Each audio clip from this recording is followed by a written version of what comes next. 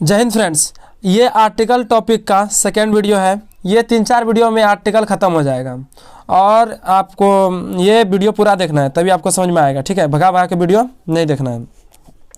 चलिए स्टार्ट करते हैं। यदि ये वीडियो देख लेते हैं तो आपका एक भी प्रश्न नहीं छूटेगा। देखिए, आपको हम एक एक चीज़ आपको समझाते चलेंगे। आज हम लोग पढ़ेंगे use of a an. Use of a an मतलब ए एन का यूज़ कहाँ करना है, या तो use of indefinite article. A an क्या है? इंडिफिनिट आर्टिकल है और निश्चित आर्टिकल है ये। ठीक है, तो यूज़ ऑफ ए एन पढ़ेंगे। क्या पढ़ेंगे हम लोग? Use of a an. देखिए इसका नियम क्या है। पहला रूल देखिए, जब किसी शब्द का उच्चारण भावेल साउंड से शुरू हो। यदि इसका पहला वीडियो आप नहीं देखे हैं आर्टिकल इंट्रोडक्शन का, तो आप ज़रूर देख लीजिए। ठीक है, जब किसी शब्द का उच्चारण भावेल साउंड से शुरू हो तो एन का प्रयोग होगा, और यदि कॉन्सोनेंट साउंड से शुरू हो तो ए का प्रयोग होगा। ठीक है, नहीं समझिए। भावेल साउंड यदि भावेल साउंड से शुरू होगा। भावेल साउंड किसे कहते हैं तो पहले आपको बताए थे। ओ आ से लेकर ओ विसर्ग तक, ओ आ से लेकर ओ विसर्ग तक, ओ आ से लेकर ओ विसर्ग तक, यदि ये सब क्या कहलाता है? ये सब भावेल स्वर वर्ण कहलाता है, यानी भावेल साउंड। और क ख से लेकर ग्यों अड़ अड़ तक ये कौन सी कहलाता है? Consonant sound. ठीक है, देखिए कैसे। जैसे देखिए यहाँ पे, जैसे है पहला, Ram is an honest person. Honest person देखिए यहाँ पे। ऑनेस्ट का आप उच्चारण कीजिए। ऑनेस्ट कैसे लिखते हैं? ऑनेस्ट का आप उच्चारण कीजिए तो ऐसे करते हैं। ऑनेस्ट तो शुरू में क्या आया? आ आया। कौन सी है? ऑनेस्ट। तो आया ना, तो आ आया तो ये कौन सी है? स्वर वर्ण है। कौन सी है? स्वर वर्ण। तो यदि किसी शब्द का उच्चारण करने पे शुरू में क्या आता हो? स्वर वर्ण आता हो, तो वहाँ पे एन का प्रयोग करेंगे। किसका प्रयोग करेंगे? एन का। देखिए, हमको ये नहीं देखना भाई हो का हिंदी, एच का हिंदी होता है हो। हिंदी नहीं, उच्चारण करना। क्या करना है? उच्चारण। तो ऑनेस्ट का उच्चारण करने पे ऑनेस्ट अ आता है, तो यदि स्वर वर्ण आता है तो वहाँ एन का प्रयोग करें। किसका प्रयोग? एन का। जैसे और एक देखिए, तो देखिए क्या है यहाँ पे, तो गोल्डन रिंग, इसका उच्चारण कीजिए गोल्डन का। तो जो गोल्डन ऐसे होगा, गोल्डन। ठीक है, तो गो आया शुरू में, क्या आया? गो व्यंजन वर्ण आया। क्या आया? व्यंजन वर्ण। यही व्यंजन वर्ण आया तो यहाँ पे किसका प्रयोग करेंगे? ए का। किसका प्रयोग करेंगे? ए का। यदि किसी शब्द का उच्चारण करने पर व्यंजन वर्ण आता हो, ठीक है, इसे वहाँ पे किसका प्रयोग करेंगे? ए का। और स्वर्ण वर्ण का ध्वनि उत्पन्न होगा तो एन का। ठीक है, जैसे एम ए है। देखिए क्या है? M A. तो एम ए शुरुआत में क्या आया? देखिए शुरुआत में ए आया ना, शुरुआत में क्या आया? ए। एम ए, तो ए आ रहा है शुरुआत में, तो ए आ रहा है, इसलिए हम किसका प्रयोग करेंगे? एन का। ए क्या है? स्वर वर्ण है। क्या है ये? स्वर वर्ण। ठीक है, यदि स्वर वर्ण होगा ना, यदि किसी वर्ड का उच्चारण करने पर स्वर वर्ण की ध्वनि उत्पन्न होती हो, वहाँ पे एन का प्रयोग करेंगे। किसका प्रयोग? एन का। और व्यंजन वर्ण का तो ए का। ये पहला रूल था, बहुत इंपॉर्टेंट। आशा है आप समझ गए होंगे। ठीक है, अच्छा अगला देखिए। अगला है, दूसरा है रूल, ए एन का प्रयोग अनिश्चित वस्तु या व्यक्ति को दर्शाने के लिए किया जाता है। ए एन का प्रयोग अनिश्चित वस्तु या व्यक्ति को दर्शाने के लिए किया जाता है। अनिश्चित वस्तु या व्यक्ति को दर्शाने के लिए किया जाता है। देखिए, a man is standing at the gate. एक आदमी मतलब कोई आदमी खड़ा है। कोई आदमी गेट पे क्या है? खड़ा है। A man is standing at the gate. कोई आदमी गेट पर क्या है? खड़ा है। तो कोई आदमी है ना, कोई आदमी, तो वहाँ पे क्या हो गया? ए का प्रयोग। मैन, मो का उच्चारण हो रहा है। मैन कैसे लिखते हैं? मोमाई का, नो मैन। तो मो है आपका कॉन्सोनेंट, इसीलिए यहाँ पे ए का प्रयोग कर दिए। भाई कोई आदमी, वो अनिश्चित है, पता नहीं है, तो अनिश्चित के लिए भी ए और एन का प्रयोग करते हैं। जैसे और देखिए, an ideal girl respects her parent. कोई आदर्श लड़की, एन आइडियल गर्ल, कोई आदर्श लड़की अपने माता पिता का क्या करती है? आदर करती है। क्या करती है? आदर सम्मान करती है। कोई आदर्श लड़की अपने माता पिता का सम्मान करती है, रिस्पेक्ट करती है। तो देखिए कोई करती है, यहाँ पे, इसीलिए यहाँ पे एन का प्रयोग हो गया। वो अनिश्चित है, कौन सी है? वो अनिश्चित, कोई करती है, निश्चित नहीं है कौन कौन लड़की करती है।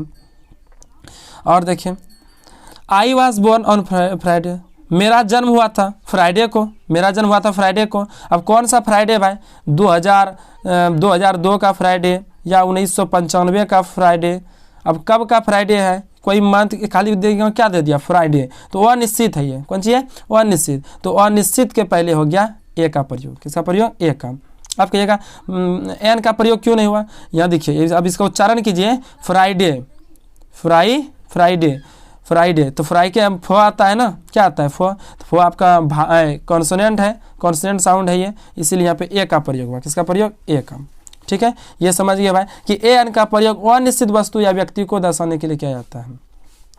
अगला रूल देखिए, अगला रूल है ए एन का प्रयोग सिंगल काउंटेबल नाउन के पहले होता है। ए एन का प्रयोग सिंगल काउंटेबल नाउन के पहले होता है जब इसका वर्णन सेंटेंस में पहली बार हो। जब इसका वर्णन सेंटेंस में पहली बार हो। इसका क्या मतलब है? पहला तो नाउन होना चाहिए ना, क्या होना चाहिए? देखिए कंडीशन क्या क्या है।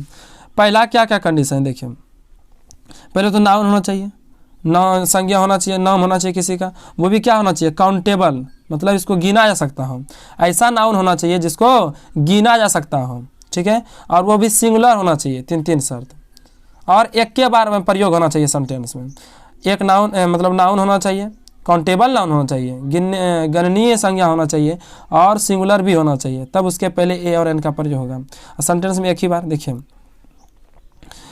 There was a old man in my village, मेरे गांव में एक बूढ़ा आदमी था। मेरे गांव में एक बूढ़ा आदमी था। ठीक है, तो ये मेरे गांव में एक बूढ़ा आदमी था। तो देखिए आप किसका बूढ़ा? देखिए एक बूढ़ा आदमी था, तो ये देखिए बूढ़ा आदमी, ये कौन सी है? एक नाउन है। एक बूढ़ा आदमी है तो इसको गिना जा सकता है, तो सिंगल भी है, सिंगुलर काउंटेबल नाउन है। ओल्ड मैन क्या है? सिंगुलर काउंटेबल नाउन है, इसको सिंगुलर भी है। एक आदमी है भाई, मेरे गांव में एक बूढ़ा आदमी था, तो एक तो हो गया, सिंगुलर वाला बात हो गया। काउंटेबल तो मैन को गिना जा सकता है, मैन को क्या कह सकता है? गिना सकता है। और नाउन भी है, कौन सी है? नाउन भी है। तो इसके पहले किसका प्रयोग हो गया? ए का प्रयोग। किसका प्रयोग? ए का। वही बोला कि ए एन का प्रयोग सिंगल काउंटेबल नाउन के पहले होता है। ये सिंगल काउंटेबल नाउन है, इसके पहले किसका प्रयोग हो गया? ए का। अच्छा है, वाक्य में पहली बार है ओल्ड मैन का चर्चा, वाक्य में पहली बार। यदि 2 बार चर्चा हो जाएगा ना, तो द का प्रयोग हो जाएगा। देखिए, there was a old man in my village, the old man was very poor. The old man, वह बूढ़ा आदमी बहुत गरीब था। वह बूढ़ा आदमी क्या था? बहुत। तो यहाँ पे देखिए द का प्रयोग हो गया, क्योंकि यही ओल्ड मैन के बारे में दोबारा यहाँ रिपीट कर दिया। क्या है? देखिए ए एन का प्रयोग सिंगल काउंटेबल नाउन के पहले होता है जब इसका वर्णन वाक्य में पहली बार हो। जब पहली बार ओल्ड मैन आया तो वहाँ पे ए का प्रयोग, लेकिन दोबारा यदि इसी ओल्ड मैन के बारे में आप बोलिएगा यहाँ पे, तो वहाँ पे द का प्रयोग होगा। दोबारा होगा तो द का प्रयोग, और पहली बार होगा तो ए का प्रयोग। पहली यहाँ देखिए ओल्ड मैन पहली बार है, और यही ओल्ड मैन यहाँ पे है, तो द का प्रयोग हो गया। किसका प्रयोग हो गया? ओल्ड मैन यहाँ पे है तो द का प्रयोग। समझ गए? अगला रूल देखिए, अगला रूल है ए एन का प्रयोग एक्सक्लेमेटरी सेंटेंस में एडजेक्टिव के पहले होता है। ए एन का प्रयोग एक्सक्लेमेटरी सेंटेंस, ठीक है, ए एन का प्रयोग एक्सक्लेमेटरी सेंटेंस में एडजेक्टिव के पहले होता है। किसके पहले? एडजेक्टिव पहले। देख लेते हैं, जिस सेंटेंस में ये एक्सक्लेमेशन मार्क हो, कौन मार्क? एक्सक्लेमेशन मार्क, समझ जाइए वो एक्सक्लेमेटरी सेंटेंस है। ठीक है ना? एक्सक्लेमेटरी सेंटेंस से क्या आता है? अचानक, मतलब कि आश्चर्य, भय, ये सब होता है। ठीक है, देखिए, हाँ, मन का कोई भाव, अचानक भाव प्रकट होता है। व्हाट ए ब्यूटीफुल गर्ल, इतना सुंदर लड़की, ठीक है, या कितना सुंदर लड़की। तो देखिए ये आश्चर्य हो रहा है, क्या हो रहा है? कोई आदमी आश्चर्य, तो ये पे आपका गर्ल हो गया नाउन, और नाउन के पहले एडजेक्टिव है, तो एडजेक्टिव के पहले यहाँ पे ए एन का प्रयोग हो गया है। ब्यूटीफुल, तो ब्यूटीफुल बो का उच्चारण देता है, तो बो है आपका कॉन्सोनेंट, इसलिए यहाँ पे ए का प्रयोग हो गया। ठीक है, तो एडजेक्टिव के ये है एडजेक्टिव। भाई गर्ल कैसा है? तो सुंदर है। गर्ल कैसा है? सुंदर। एडजेक्टिव विशेषता बता रहा है, इसलिए इसके पहले ए का प्रयोग। ठीक है, अच्छा, व्हाट एन आइडिया, क्या विचार है। आपका एग्जेक्टिव है तो एग्जेक्टिव पे पहले एन का प्रयोग हो गया। एम, आइडिया, आइडिया, तो आ आया शुरुआत में, यानी कि आपका कौन सी आया, आपका आ गया यहाँ पे भावेल साउंड आ गया, इसलिए यहाँ पे एन का प्रयोग, किसका प्रयोग, एन का प्रयोग, ठीक है। यानी कि एक्सक्लेमेटरी सेंटेंस में होता है। देखिए सच ए वाइड रिवर, इतना चौड़ी नदी, इतनी चौड़ी नदी, इतनी चौड़ी नदी, तो ठीक है। तो यहाँ पे नाउन, ये आपका नाउन है, नाउन के पहले एडजेक्टिव है, तो एडजेक्टिव के पहले यहाँ किसका प्रयोग हो गया, एडजेक्टिव के पहले आपका ए एन का प्रयोग हो गया। यानी वे नदी कैसा है, तो नदी का विशेषता बड़ा चौड़ा है, और तो उसके पहले ए एन का प्रयोग हो गया, ठीक है। समझ गए कि भाई एक्सक्लेमेटरी सेंटेंस में एडजेक्टिव के पहले ए एन का प्रयोग होता है। अगला है ए एन का प्रयोग कीमत, गति, अनुपात ईटीसी बताने वाले शब्दों के पहले होता है। ए एन का प्रयोग कीमत, गति, अनुपात इत्यादि बताने वाले शब्दों के पहले होता है। जैसे 5 रुपये 1 किलो, 5 रुपया किलो, तो बता रहा है यहाँ पर क्या कीमत बता रहा है, क्या बता रहा है कीमत। 50 किलोमीटर एन आवर, मतलब 50 किलोमीटर प्रति घंटा, 50 किलोमीटर प्रति घंटा, तो गति बता रहा है। एन आवर, तो आवर का उच्चारण ऐसे होता है आवर, तो आ, इसलिए यहाँ पे एन का प्रयोग हो गया क्योंकि भावेल साउंड है। ये हो गया भाई कीमत हो गया, गति हो गया। अब अनुपात देखिए 3 टाइम्स ए डे, दिन में 3 बार, दिन में क्या बार, 3 बार, तो ये अनुपात बता रहा है कि दिन में 3 बार, तो यहाँ पे डे के पहले हो गया। तो एन का प्रयोग कीमत, गति, अनुपात बताने वाले शब्दों के पहले होता है, ठीक है। आवर के पहले यहाँ हो गया जो कि आपका बता रहा है गति, किलो यानी कीमत बताने के पहले हो गया, और डे आपका हो गया अनुपात बताने से पहले, ठीक। अगला देखिए, अगला है ज़्यादा रूल नहीं है, 10 रूल है। छठा देखिए कपल मतलब जोड़ा, दर्जन, स्कोर्स, 100, क्वार्टर, 1000, मिलियन के साथ ए एन का प्रयोग होता है। जैसे लता हैज़ ए मिलियन रुपीज़, लता के पास है 1 मिलियन मतलब कि रुपीज़ है।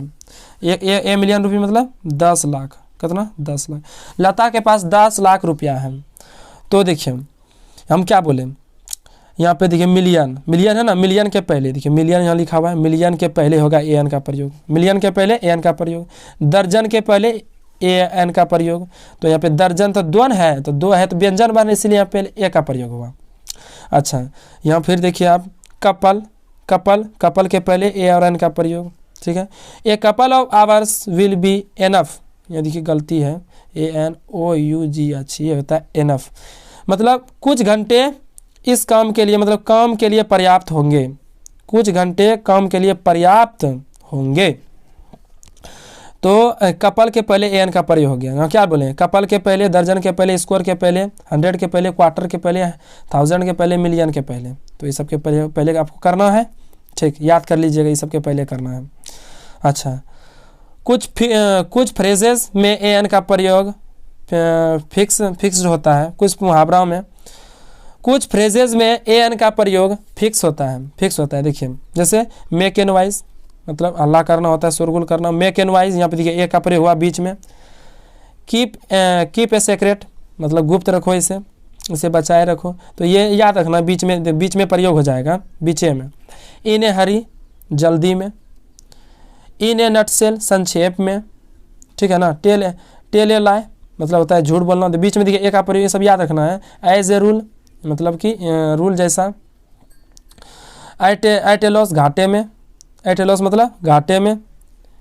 अच्छा उसी तरह इन ए फिक्स, मतलब फिक्स में। Have a bath, have a drink, ये आप याद कर लीजिएगा। Make in wise, keep a secret, in a hurry, in a nutshell, tell a lie, in a fix, have a bath, have a drink, ठीक। ये सब आप याद रखिएगा, फिक्स है ये सब मुहावरा में। अगला है ए एन का प्रयोग संक्षिप्त अक्षरों के पहले होता है। ए एन का प्रयोग संक्षिप्त अक्षरों के पहले होता है। जैसे देखिए, जैसे यहाँ है एम ए, ठीक है, यानी कि मास्टर ऑफ आर्ट्स, तो मास्टर ऑफ आर्ट्स देखिए संक्षिप्त में लिखा एम ए, इसलिए इसके पहले ए एन का प्रयोग हो जाएगा। एम ए, तो शुरुआत में क्या आया आपका भावेल साउंड आया, इसलिए एन का प्रयोग होगा। फिर एसडीओ स्टेट डेवलपमेंट ऑफिसर, तो यहाँ पे शॉर्ट में लिखा है, इसलिए यहाँ पे ए एन का प्रयोग हुआ है। जैसे यहाँ वीडियो देखिए, वीडियो ब्लॉक डेवलपमेंट ऑफिसर, तो BDO बो से शुरू हो रहा है, इसलिए यहाँ पे ए का प्रयोग हुआ। अच्छा एसपी सुप्रिटेंडेंट ऑफ पुलिस, तो यहाँ पे किसका प्रयोग होगा बताइए, एन का। एसपी तो एस ओ एस है ना, तो ए आ रहा है शुरू में, इसीलिए यहाँ पे एन का प्रयोग, उच्चारण करके देखना आपको। चलिए इसी प्रकार जितना भी शॉर्ट फॉर्म है डायरेक्ट वहाँ पे ए लगाइए या एन लगाइए, लेकिन उसका उच्चारण करके।